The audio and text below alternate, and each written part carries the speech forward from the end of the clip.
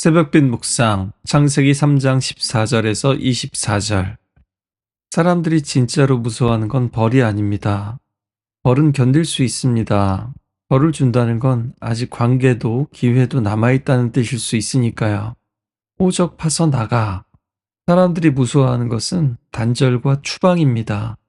그래서 오늘 장면은 성경에서 가장 가슴 아픈 장면이기도 합니다.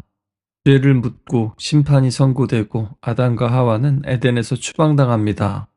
에덴의 문은 닫히고 문 앞에는 그룹들이 불칼을 들고 막고 서 있습니다. 그런데 이상한 점이 하나 있죠. 그들이 에덴을 떠난 뒤에도 그들이 완전히 내쳐진 것 같은 느낌은 들지 않는다는 점입니다. 그들을 쫓아내시기 직전에 하나님은 그들에게 가죽옷을 지어 입히셨죠. 마치 법정에서 흉악범에게 무거운 중형을 내린 판사가 법정을 떠나는 그에게 따뜻한 옷을 입혀주는 것 같은 그런 이상한 느낌인 겁니다. 오늘 이렇게 혹독하면서도 따뜻한 죄와 은혜의 세계 속으로 한번 들어가 보겠습니다.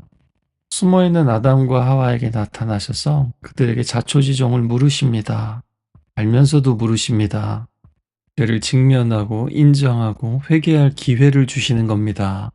하나님은 뱀, 하와, 아담의 순으로 심판을 선고하십니다. 이것은 하나님께서 누구에게 가장 큰 책임이 있는지 이미 아신다는 뜻도 됩니다. 아담과 하와에게는 죄를 물으시기도 했는데 뱀에게는 묻지도 않고 바로 심판을 선고하십니다. 뱀은 저주를 받게 되고 또 여자와 여자의 후손과 원수가 되게 됩니다. 우리는 모두가 잘 지내고 싶고 불편한 관계를 원치 않습니다. 그러나 하나님은 적어도 이런 원수 관계가 필요하다고 하십니다. 죄가 가장 무서운 순간은 죄가 죄처럼 보이지 않을 때죠. 그래서 우리는 이 정도는 괜찮지. 다들 그렇게 하잖아. 아니 내가 무슨 사기를 친 것도 아니고 사람을 죽인 것도 아니고 이런 식일 때가 많습니다.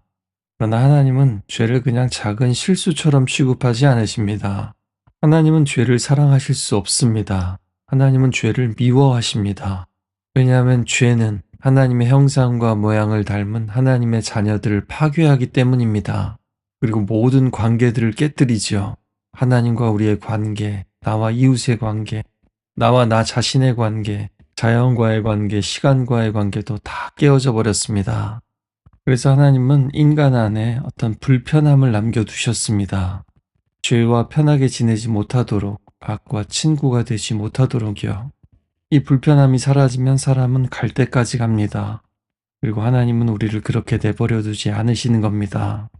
하나님은 우리에게 부드러운 양심이 아니라 살아있는 양심, 깨어있는 양심을 주십니다. 그리고 하나님은 지금도 망가진 세상을 포기하지 않으십니다. 그의 후손은 내 머리를 상하게 할 것이고 너는 그의 발꿈치를 상하게 할 것이라고 합니다. 사탄은 여자의 후손의 발꿈치를 물 것입니다. 고통을 가할 것입니다. 하지만 여자의 후손은 뱀의 머리를 상하게 할 것입니다. 사탄에게 결정타를 먹일 것입니다. 실제로 사탄은 사람들을 이용해서 예수님의 손과 발에 못을 박고 허리를 창으로 찔렀습니다. 여자의 후손에게 고통을 주었을 뿐만 아니라 죽였습니다.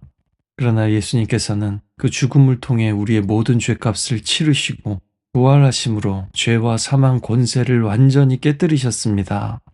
그들의 타락 직후에 하신 뱀에 대한 심판과 여자의 후손에 대한 약속은 너희는 실패했지만 나는 너희의 구원을 포기하지 않는다는 말씀이기도 합니다.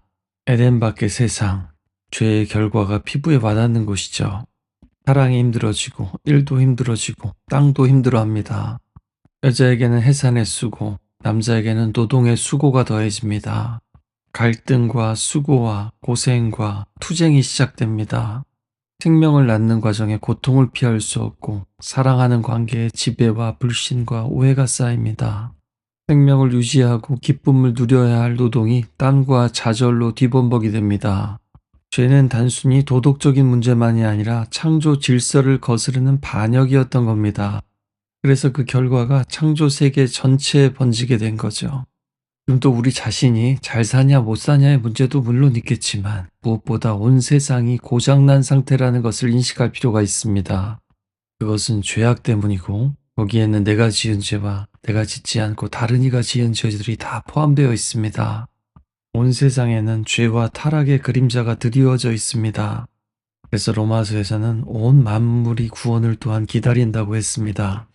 그런데요, 이 수고가 전부 저주만은 아닙니다. 죄는 달콤하게 계속 괜찮아, 괜찮아 하면서 속입니다. 하지만 고통과 수고는 쓴맛을 느끼게 하면서 사실은 괜찮지 않다라고 말하죠. 그리고 그 불편한 진실이 우리로 망가진 세상을 직면하게 하고 하나님을 또 갈망하고 돌아오게 만들 때가 있습니다. 따라서 이 수고는 저주이기도 하지만 은혜이기도 한 겁니다. 벌거벗음과 수치를 알게 된 아담과 하와는 무화과 잎을 엮어서 치마를 만들었습니다. 하지만 이것은 임시 방편일 뿐이죠. 금세 잎은 마르고 찢어지고 제대로 덮을 수 없습니다. 인간이 스스로 덮으려는 노력은 늘 불안하게 만듭니다. 언젠가는 들킬까봐 두려워하죠. 이것이 안쓰러우셨는지 하나님께서는 그들을 위해 가죽옷을 지어 입히십니다. 가죽은 더 튼튼하고 따뜻하고 질깁니다. 하나님의 사랑처럼요. 그리고 가죽옷은 무겁습니다.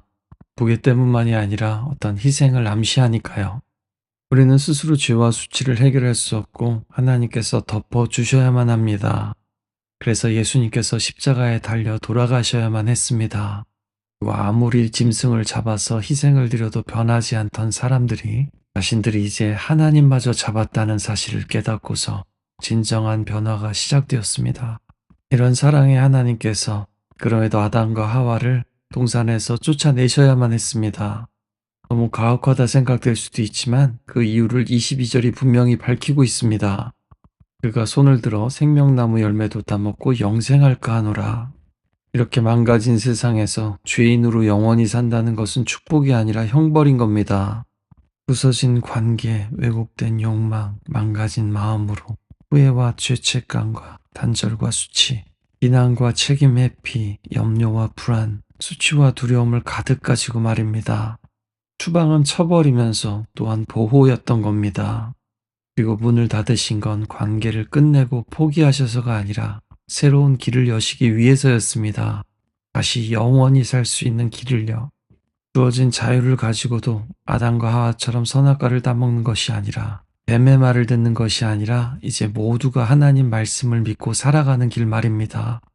창세기 3장의 이야기는 끝나고 크레딧이 올라가는 것 같았는데요. 끝까지 앉아서 보는 사람들은 새로운 짧은 장면을 보게 되죠. 다시 문이 열리고 거기서 하나님께서 걸어 나오시는 것을 보게 됩니다. 에덴에서 쫓겨난 사람들을 찾아 나선 하나님입니다. 나무 뒤에 숨은 그들에게 찾아오셨듯이 하나님은 동산에서 쫓겨난 사람들에게도 계속 찾아오셨습니다. 광야의 성막에도 가나안 땅의 성전에서도 함께 하셨습니다. 아니, 온 세상 어디서나 어떤 시간에서나 하나님은 사람들을 찾아오셨습니다. 예수님께서도 하늘 보좌를 떠나서 이 세상 한가운데로 들어오셨죠. 그리고 결국 우리를 그 생명나무가 있는 곳으로 다시 인도하실 겁니다. 그리고 그때 하나님께서 에덴의 문을 닫으셨지만 이제는 하나님 자신이 문이라고 말씀하셨습니다. 내가 문이니 누구든지 나로 말미암아 들어가면 구원을 받고 또 들어가며 나오며 꼴을 얻으리라. 우리는 모두 시궁창에 있지만 그중 누군가는 별을 바라보고 있다. 오스카 와일드는 이렇게 썼죠. 아담과 하와처럼 우리도 시궁창 속에서 살아가지만 아침마다 하나님의 새벽빛을 바라볼 수 있길 바랍니다.